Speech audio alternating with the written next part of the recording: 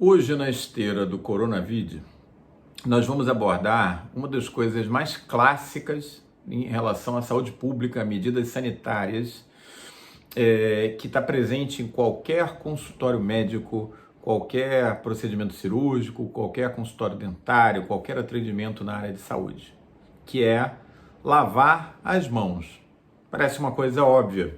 Você aceitaria ir no consultório em que o seu médico que vai lhe atender, entre um paciente e outro, não lavasse as mãos?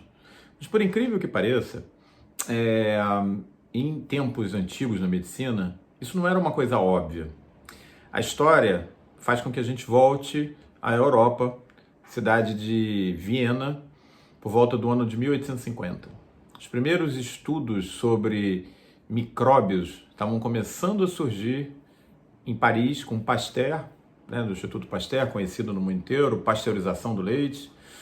E alguns médicos começaram a se dar conta de que existiam pequenos micro-organismos que poderiam causar doenças. Até então, por incrível que pareça, a ideia mais aceita é que existiam os chamados miasmas, alguma coisa etérea que existia no ar e que era importante para que a doença aparecesse ou não aparecesse. Por isso, muitos hospitais antigos têm um pé direito muito alto, com 4 metros de altura, com janelas, que hoje é um pesadelo logístico para limpar, para recuperar, trocar uma lâmpada. Imagina, uma lâmpada ser trocada com 4 metros de altura.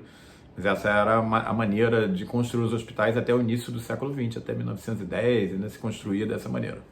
Muito bem. E aí, a história então que eu comentei, está em Viena. Existiam 2 clínicas de parto na cidade de Viena. Numa delas, a taxa de mortalidade das parturientes era extremamente alta, era em torno de 40%. Isso é um absurdo. Imagina, de cada 10 mulheres que iam dar à luz, 4 morriam de infecção puerperal, infecção grave que levava a óbito dela, às vezes da criança, por ela não poder amamentar, nos dias seguintes ao parto. E na outra clínica, essa taxa era em torno de 10%.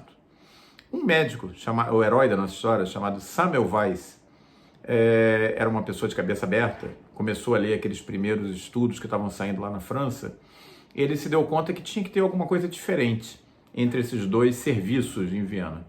E ele desconfiou de várias coisas, da qualidade do piso.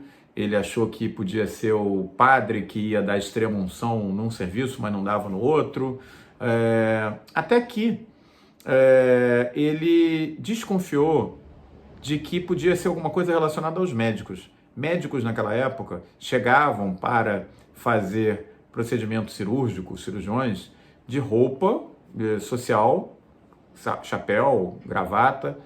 Quando eles chegavam, eles tiravam a jaqueta, colocavam um avental, mais para não sujar a roupa do que propriamente para proteger o paciente, porque não se sabia dos micro-organismos. E não tiravam nem a gravata.